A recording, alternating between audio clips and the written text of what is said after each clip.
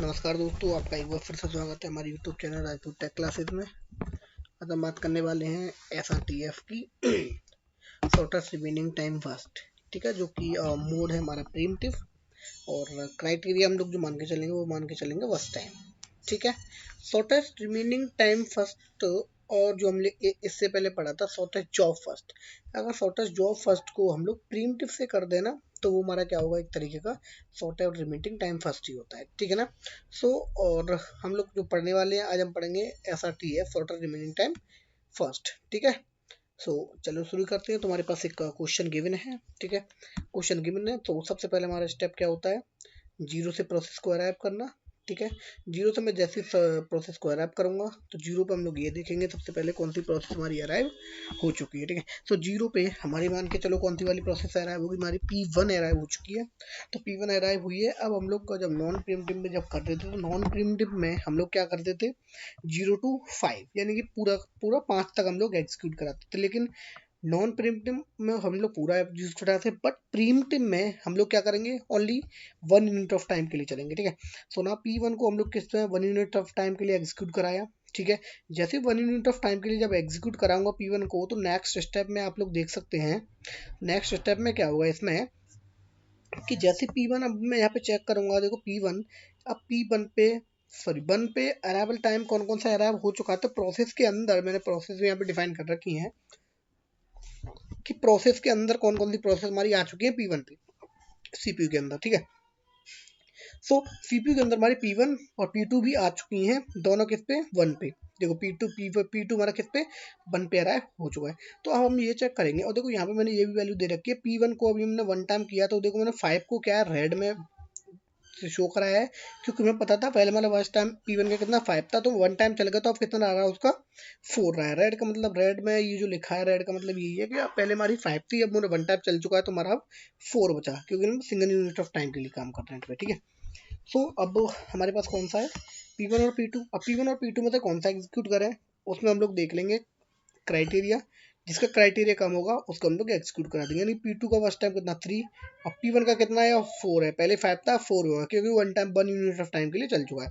अब P2 का एक कम है तो हम लोग किसको करा देंगे, P2 को हमने एग्जीक्यूट करा दिया। और P2 को एग्जीक्यूट कराने के बाद और ये कितने बजे चलेगा, ये भी हमारा 1 यूनिट ऑफ टाइम के लिए चलेगा, तो 1 + 1 कितना हो गया, 2 हो गया। ठीक है, अब हम लोग देखते हैं स्टेप 4 के अंदर। अब हम लोग देखेंगे 2 पे कौन कौन सी प्रोसेस अराइव हो चुकी हैं।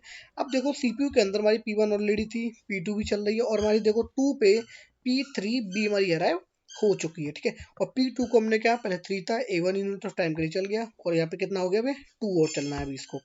ठीक है, 3 पे अब हम ये देख लेंगे कि 2 पे कौन कौन सी अराइव, P2 भी होगी। अब हम ये देख लेंगे अब तीनों प्रोसेस में से हमारे पास कि किसका वर्स्ट टाइम कम है। P2 का ही फर्स्ट टाइम अगर कम है तो हम दोबारा से P2 को एग्जीक्यूट कराएंगे और 1 टाइम के लिए हम इसको चलाएंगे। ठीक है ना, नेक्स्ट वन हम लोग बात करें स्टेप नंबर 5 की, तो स्टेप नंबर 5 की मैं बात करूंगा। तो यहाँ पे हम लोग क्या करेंगे, दोबारा से हम लोग देखेंगे तीनों प्रोसेस में से कि हमारे पास कौन कौन सी प्रोसेस है। दोबारा से हम लोग फिर P2 का फर्स्ट टाइम हमारा कम है, फिर हम लोग P2 को दोबारा से हम लोग एग्जीक्यूट कराएंगे। ठीक है, 1 टाइम के लिए, फिर दोबारा से हमारा P2 एग्जीक्यूट हो चुका है। अभी हमारा 1 टाइम के लिए और चलेगा P2, क्योंकि हम 4 पे अब ये देखेंगे 4 पे कौन कौन सी प्रोसेस हमारी एरर हुई है। देखो नेक्स्ट हमारी जब प्रोसेस आएंगी ना, देखो स्टेप नंबर 6 पे, स्टेप नंबर 6 पे आप देखो तो स्टेप नंबर 6 पे ये देखो हमारी 4 प्रोसेस आ चुकी हैं अब। ठीक है, चारों प्रोसेस अब हमारी CPU में है। चारों प्रोसेस को देखने के बाद हम ये देखेंगे, फिर दोबारा से क्राइटेरिया चेक करेंगे। क्राइटेरिया चेक करने के बाद अब हम ये देख लेंगे चारों में से, देखो P2 हमारा कंप्लीट हो चुका है एग्जीक्यूट, क्योंकि 0 आ गया तो 0 पास कोई बचा नहीं, तो मेरा P2 कंप्लीट एग्जीक्यूट हो गया। अब चारों में से ये देख लेंगे P1, P2 और P4 में से किसका वर्स्ट टाइम कम है। अब P4 का वर्स्ट टाइम कम है तो हम लोग किसको एग्जीक्यूट करा देंगे, P4 को एग्जीक्यूट करा देंगे। ठीक है, हमने P4 एग्जीक्यूट करा दिया। नाउ नेक्स्ट वन हम लोग जब बात करेंगे P4 को, जब मैं एग्जीक्यूट कराऊंगा तो देखो P4 जब मैं एग्जीक्यूट कराऊंगा तो प्रोसेस हमारी P1 और P3 बची है अब 2 ही, क्योंकि देखो P2 और P4 हमारी प्रॉपर्ली एग्जीक्यूट हो चुकी है, कंप्लीट एग्जीक्यूट हो चुकी है। ठीक है, अब हम यहाँ पे देखेंगे, देखो P1 और P3 में से किसको एग्जीक्यूट कराएंगे, किसका फर्स्ट टाइम कम है। अब देखो यहाँ पे आप देख सकते हैं दोनों का ही फर्स्ट टाइम क्या है, सेम है। जब हमारे पास जब ये वाली कंडीशन आती है कि दोनों का फर्स्ट टाइम अगर सेम हो जाता है तो हम लोग क्या चेक कर लेते हैं, उसका अराइवल टाइम। ठीक है ना, इससे मैंने पिछली वाली वीडियो में बता रखा है कि अगर अराइवल टाइम भी अगर सेम हुआ तो फिर हम प्रोसेस को चेक कर लेते हैं।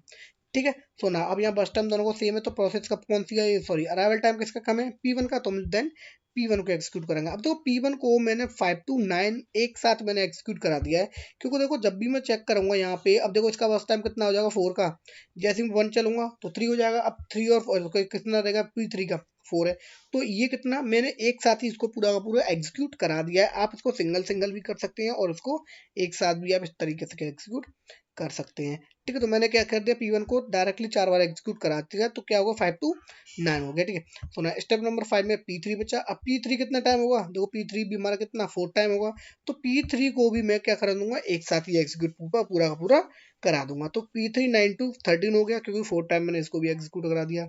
मैं फिर दोबारा बताऊंगा कि आप इसको सिंगल सिंगल भी कर सकते हैं, कोई इशू नहीं है, ठीक है ना। बट मैंने इसलिए चेक किया, मैंने इसलिए करा दिया क्योंकि हमें पता है कि अब मेरा लास्ट प्रोसेस यही है, तो मैं एक साथ ही में पूरा पूरा एग्जीक्यूट करा दूंगी। ये सिंगल सिंगल तो मैंने सिर्फ आप लोगों को समझाने के लिए बता रखा था, ठीक है।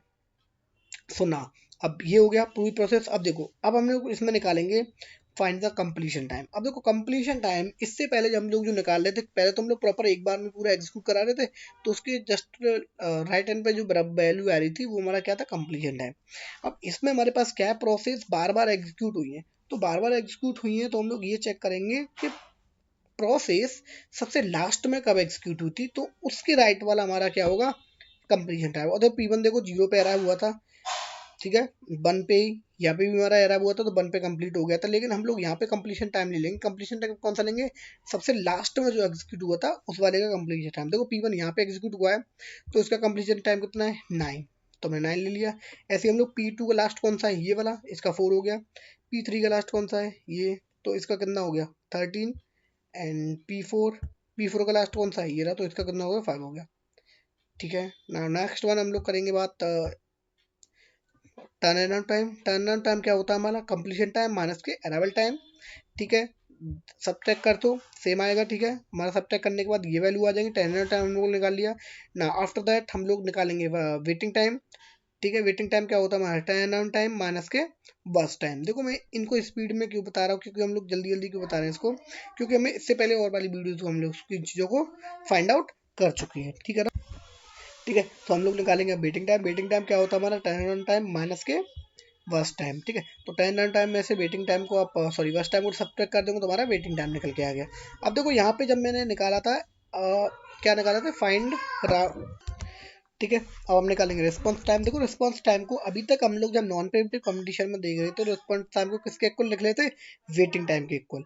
लेकिन अब हम किस में कर रहे हैं, प्रीम्प्टिव मोड है हमारा, तो प्रीम्प्टिव में हमेशा क्या करेंगे, प्रीम्प्टिव के लिए हम लोग करेंगे सीपीयू फर्स्ट टाइम माइनस के अराइवल टाइम, यानी कि सीपीयू में हमारी प्रोसेस फर्स्ट टाइम करवाई और उसको सब्ट्रैक्ट करेंगे अराइवल टाइम से। तो देखो यहाँ पे देखो, आप देख सकते हैं इसमें कि वेटिंग टाइम यानी कि P1 हमारी सबसे पहले सीपीयू में कब आई थी हमारे पास, P1 हमारी 0 पे आई थी, और 0 पे हमारी क्या है, अराइवल टाइम 1 है, तो क्या हो जाएगा इसका सब्ट्रैक्ट करेंगे तो 0।